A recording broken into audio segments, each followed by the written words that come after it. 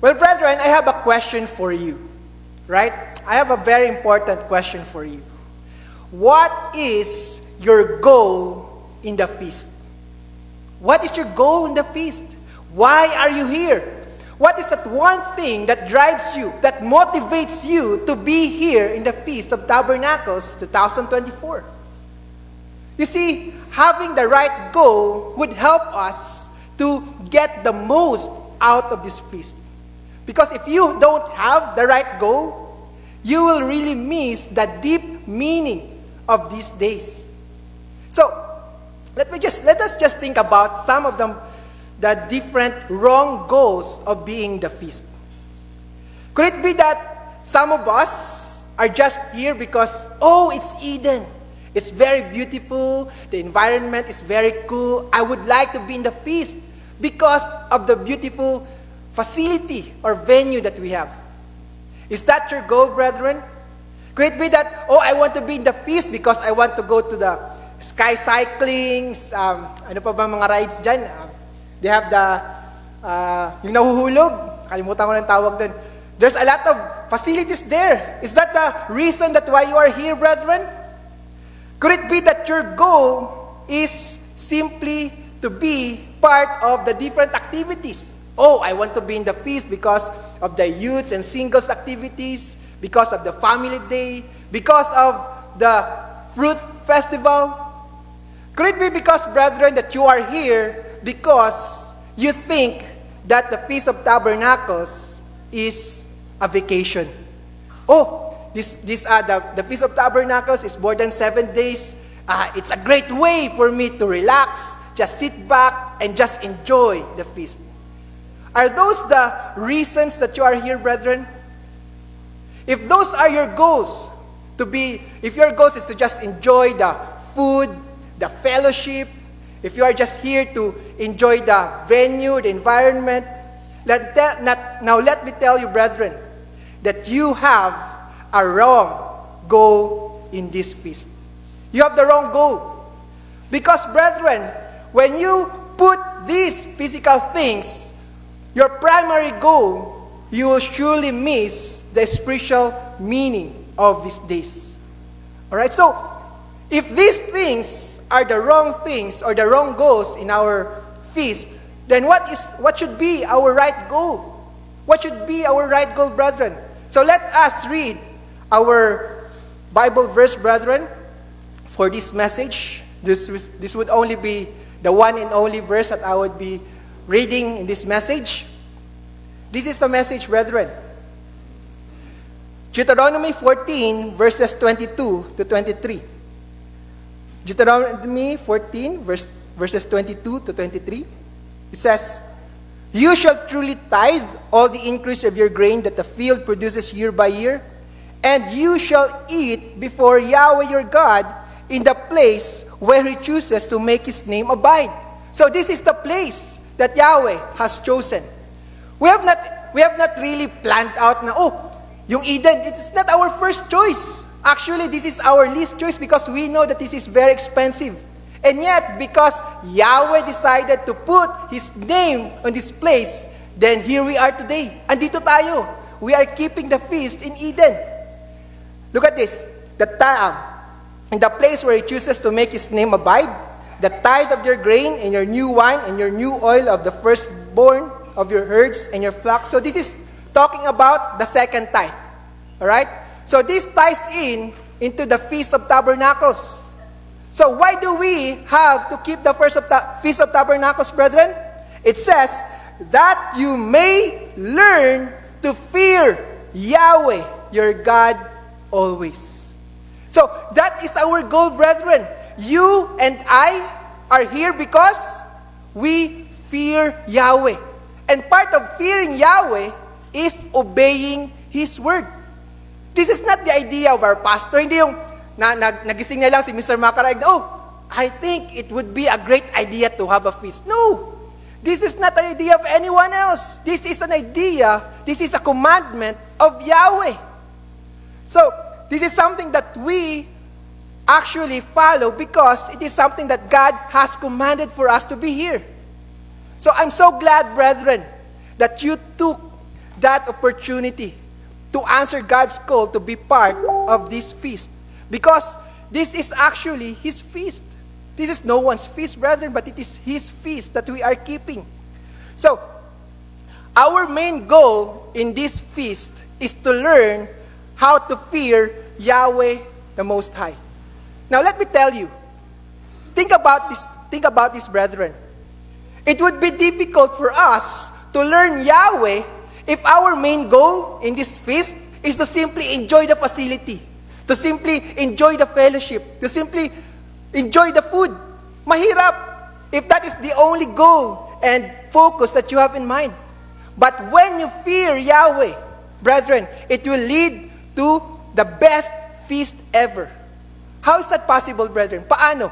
Well, one thing that I want to mention to you, brethren, is that fearing God would lead us to keeping His commandments. Fearing God would help us to keep His commandments. Think about this, brethren. If you could just imagine, if Yeshua or Yahweh the Most High would be standing here in front of you, brethren, and He would be talking to you directly, would you want to miss an opportunity to be in the services? Because let me tell you, brethren, in this feast, if you truly fear God, even if you have the smallest ounce of fear and respect to God, you will not miss even one service in this feast. Because that is exactly why we are here. It is through the services that we hear messages, that we learn more of God, and we learn to fear God. Now, sometimes, it is very difficult for us to, we just think that, araw-araw naman yung service eh. Siguro sa first day na lang ako mag-service. Maybe I can just miss another service tomorrow or the next few days. Is that how we fear God, brethren? Is that how we fear God? I want us to make it a point in this feast that all the services we are present. Okay? Hindi yung, napuyat ako. Anong oras na? Alas 9. Siguro dito na lang ako. Dito muna ako sa room ko. I will not, pass muna ako sa service. Hindi ganun. Because if you are here for the wrong reason, wag na kayong pumunta sa feast. Why? Because you are setting a bad example to other people. And you might become a stumbling block to the weak brethren.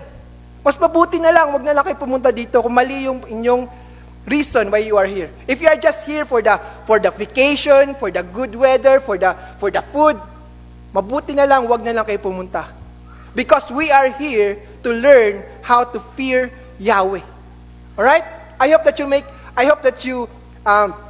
you see the importance of attending every single services in our feast. Of course, unless you have a genuine reason not to attend, you might be sick or you have there's something that is God will understand, then that's understandable. But if you have the ability to be in every services, then go.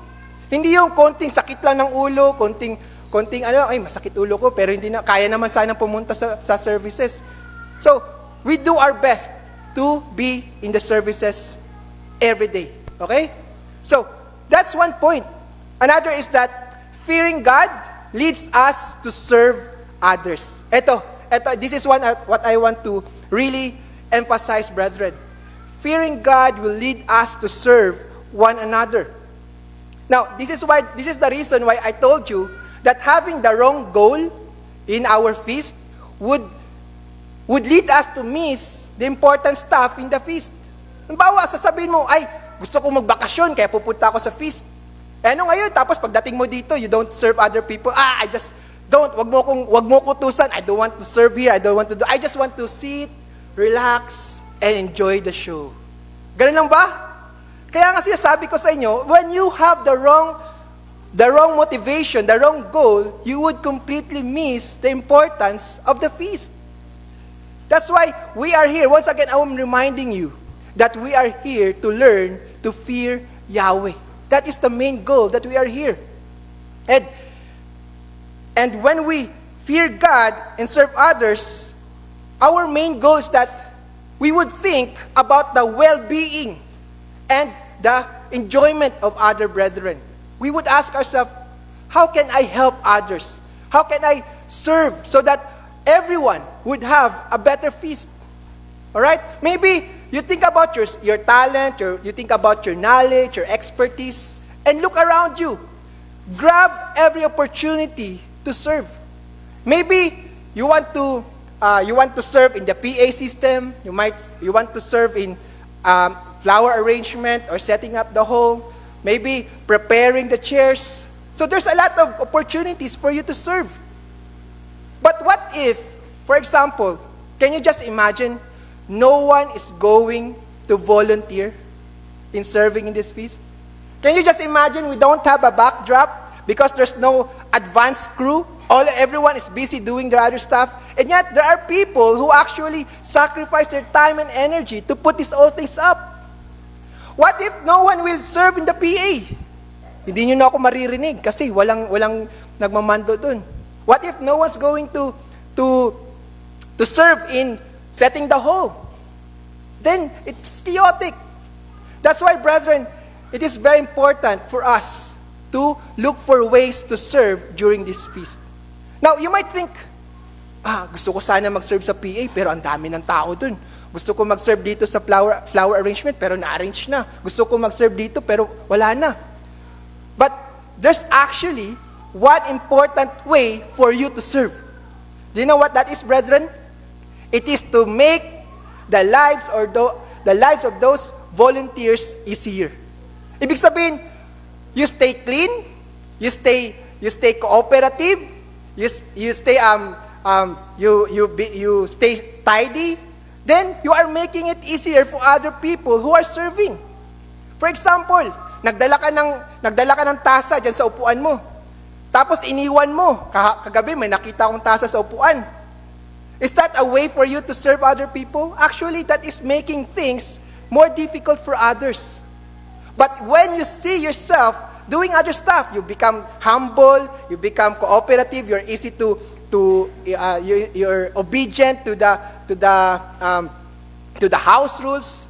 You obey the curfew hours. At 10 o'clock, dapat nasa loob na kayo ng accommodation nyo. Those things would also add up. And you are actually helping in serving others. Okay? So when you when you individually do your role, do your part, you're actually also serving one another. And when that happens, brethren, you make it more enjoyable for you, and not just for you, but also for other brethren. All right? So when we keep ourselves humble, we are producing the fruit of the Holy Spirit, those are actually one of the best ways for us to serve in the feast. And finally, brethren, fearing Yahweh leads us to drawing closer to Him. Drawing closer to Him, meaning, this is actually very important because just like in the message of Mr. Campos in the last few Sabbats, it's about our fellowship with our Father. Alright? So, before we fellowship with other people, we make it a point that we have already fellowship with our Father in heaven. Ibig sabihin, before you meet other people, before you greet other people, you should have already greeted our Father in heaven. By how? By praying and by Bible study. The feast is a perfect opportunity for us because it gives us more time, extra time, to spend time in our Bible study, meditation, and prayer. So don't waste this opportunity, brethren. Don't waste this opportunity because when you do all these things, when you fear God properly, this will lead us to keeping God's command to rejoice in the feast. So, brethren, let me ask you once again, what is your number one goal in this feast? Would it be just simply enjoy the physical things and forget about the spiritual things? Or you're going to be part of the solution. You're going to attend Sabbath services. You're going to serve one another, going to have fellowship not just with the brethren, but also with God. The choice is yours, brethren. But let me tell you, your goal in this feast should be to learn to fear Yahweh, the Most High. Hello friends, I need your help. If it is not too much to ask, please like, comment, and subscribe to our channel.